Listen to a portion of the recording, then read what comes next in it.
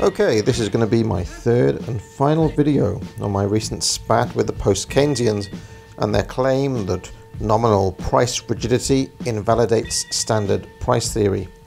In plain English, in the real world, some companies don't change their prices very often, and so this supposedly presents a problem for the idea that prices reflect the relationship between supply and demand, and an even bigger one for the idea that prices coordinate market activity. If you missed the other two parts, in part 1 I argued that using real data from Coca-Cola from the 1920s and the 1930s, that companies that pursue a strategy of fixing the price at a given number are still subject to price-related fluctuations in demand when you take real money prices into consideration. Demand tends to follow inflation or deflation. In part 2, I argued that the Post-Keynesians don't understand that price theory only explains the whole market and does not predict the behaviour of individual firms. The Post-Keynesians, in short, are committing the classic schoolboy error of confusing individual decisions with market trends. Now, my interlocutors have been upset that I haven't actually addressed the empirical evidence with which they've been spamming me. One of these papers, it turns out, was a simulation based on a mathematical model, the results of which the authors freely admitted are, quote, only valid within the theoretical framework that we have considered here. I'll leave that one there then. Most of the other papers were surveys based on asking a few hundred people from big companies about their pricing strategies. Now, before I continue, I just want to touch on methodology. Generally, I am extremely irritated by mathematical simulations or by surveys to explain economic reality. As long-time viewers of this channel will know, I am a fan of hard data as seen in revealed preferences. That is, actual real-world sales, or stuff like migration data. We all know the difference between stated preference and revealed preference. J.K. Rowling's stated preference is that we should accept as many refugees as possible.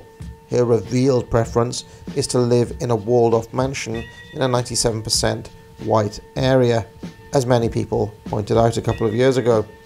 You can see why revealed preference is the better data point. But there are other reasons for preferring hard data, like actual sales, to soft data, like surveys. One of the most widely cited papers ever on minimum wage was Card and Kruger in 1994.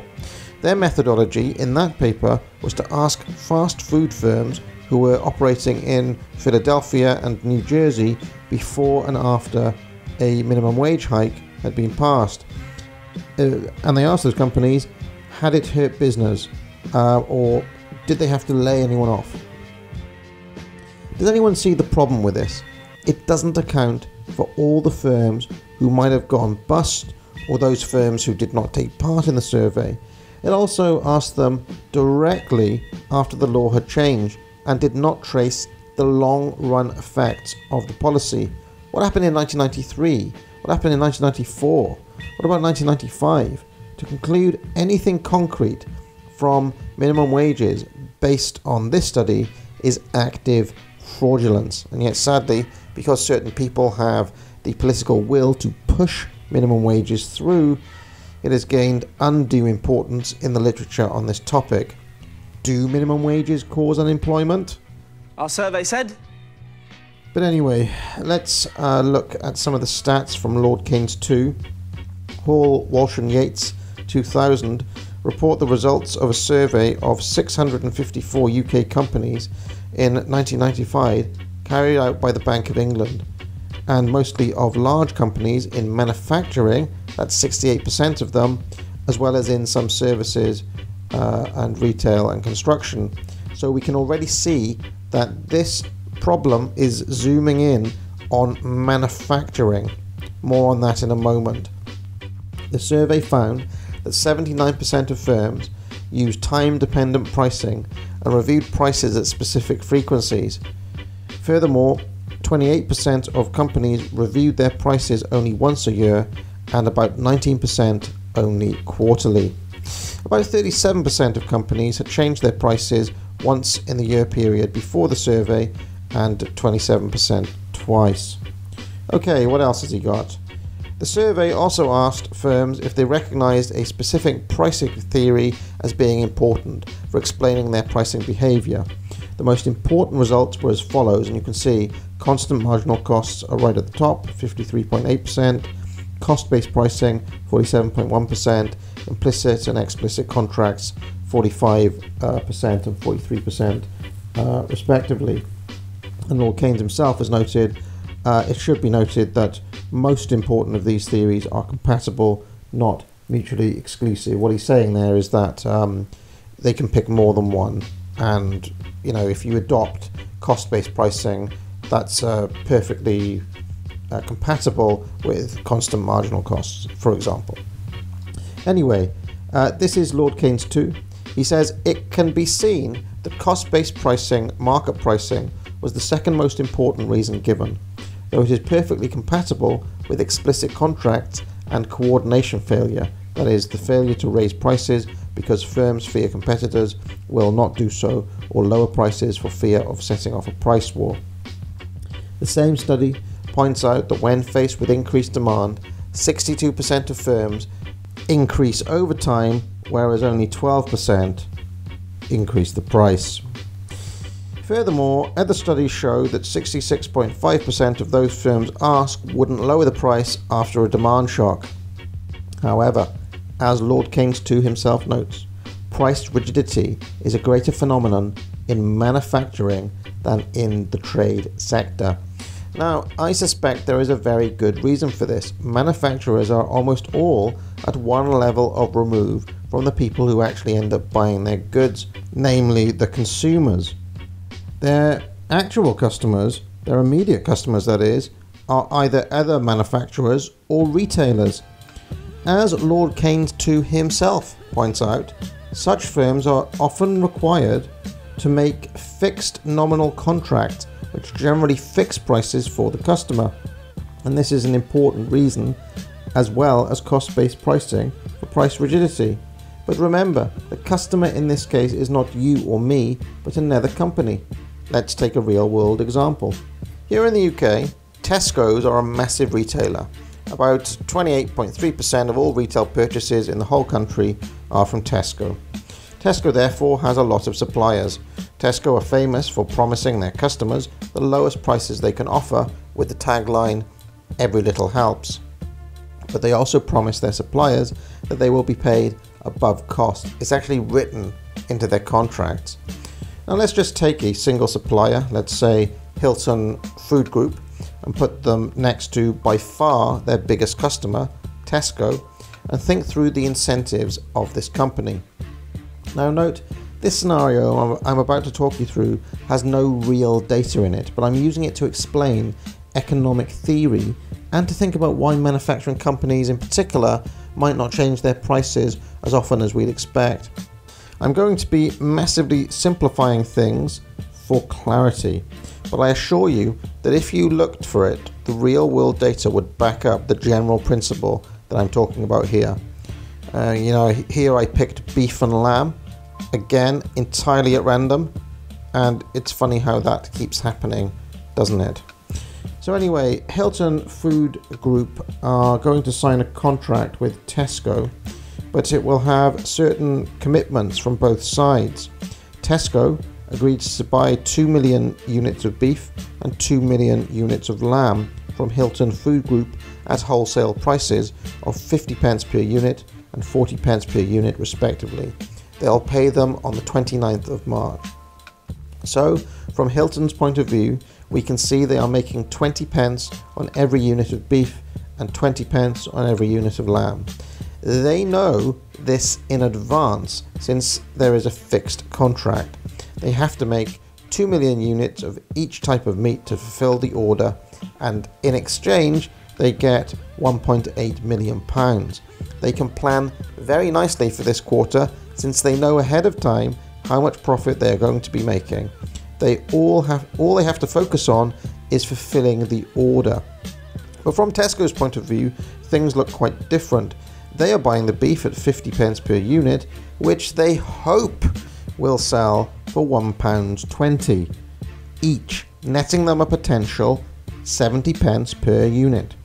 Note that unlike Hilton Food Group, who have their contract already, Tesco do not know how many customers will actually buy the beef or the lamb. They have, in fact, taken a £1.8 million gamble that enough people will want to buy beef and lamb to make a return on that investment. In fact, they'd probably run a number of projections for the coming quarter. A best case scenario, which is that they sell out completely of beef and lamb every week at full price. Let's say a bad scenario where they only sell half of all of the stock. They're still making a profit, but disappointing profit. And then finally, the absolute doomsday scenario where they make a loss on the beef and the lamb. In fact, to stave off simply wasting the stock, you all know what would happen in reality. Tesco's would very quickly put the meat on sale. They'd rather try to claw back 30 pence of profit than get zero. So let's pretend, when all is said and done, that these are the actual sales at the end of the quarter. They've come in making just over £1 million on beef and lamb. And you can see they've ended up selling less than half of the meat at full price, but managed to shift at least a quarter of it at the reduced sale price. However, as you can see, they ended up throwing away over 1 million units. So perhaps they over-ordered by 1 million units. So let's get into the Q2 negotiations with the Hilton Food Group. Tesco works out that they need to reduce their beef and lamb orders by 500,000 units each. So they put in a smaller order for this quarter. Now pretend that you're the Hilton Food Group here. Tesco are your biggest customer by a mile. You're making around 25% less profit this quarter because demand has dropped, demand from Tesco. Do you drop your price to try to tell Tesco that they need to buy more beef or more lamb? Tesco just had a quarter in which they threw away over 1 million units of beef and lamb.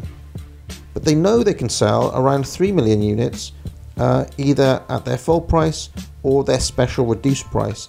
So they don't necessarily want to change the price, they just want to order fewer units. They aren't really in the market for more beef or more lamb, so trying to reduce the price to induce Tesco's is not worth it at this point. Also, if you really annoy Tesco's, they can walk away and go with another competitor, and your Q2 profits will suddenly be very close to zero.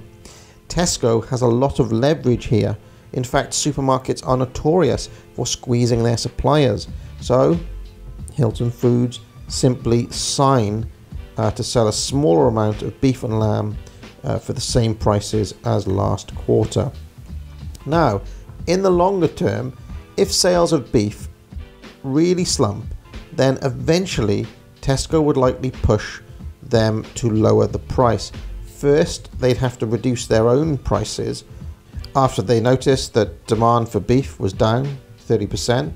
This would induce them to then demand a lower price from the supplier in the next contract negotiation. They're going to try to use their leverage to push for a lower price, wholesale price. And this in turn would cause the supplier to try to cut their costs somewhere, either by letting go of workers or shutting down parts of the operation. If this new reality produced an increase in demand, then eventually Tesco might consider sneaking that price back up, and eventually the supplier might even be brave enough to ask Tesco to go back to their old rate. Now, to the post-Keynesian macroeconomist who is not looking at the full picture like this, they can zoom in on any given year here and say, oh look, there was nominal price rigidity there. The supplier did not adjust their prices in response to fluctuating demand. But of course, there's always going to be a delay in the supply chain, especially when they are signing quarterly contracts, as in this case. In fact, the post-Keynesian looking at 2020 in isolation would see the same thing. But as you can see, this in no way invalidates standard price theory as they seem to think. There's just a lag effect. Ultimately, the supplier must respond to consumer demand even though it is at a level of remove from it. Now get out.